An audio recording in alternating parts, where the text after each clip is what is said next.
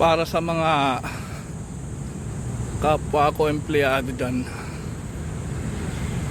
Kung hindi nyo na nagugustuhan yung palakad at sistema ng mga boss nyo, mag-resign na kayo, umalis na kayo.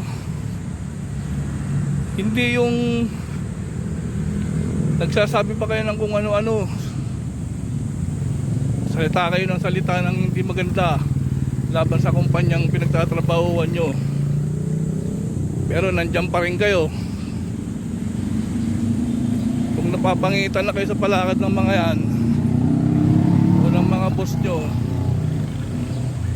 umalis na kayo dyan, diba?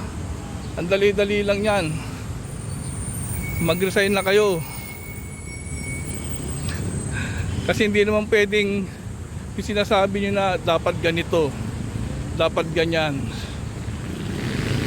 Alam nyo, hindi ang mga boss ng kumpanya ang susunod sa inyo. Ngayon pala, kung kayong gusto nyo pala na kayo ang masunod, magtayo kayo ng sariling kumpanya nyo para lahat ng gusto nyo mangyari at lahat ng gusto nyo, lahat ng sinasabi nyo ay masunod.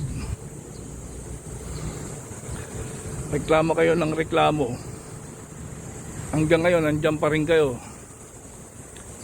Sabi kayo ng sabi ng hindi maganda sa mga boss nyo, pag naandyan naman, di naman kayo makapagsalita, di ba?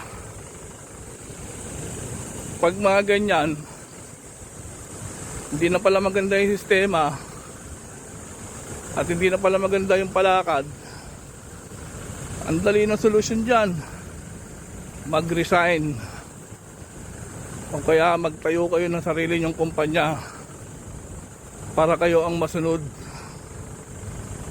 Ang bira.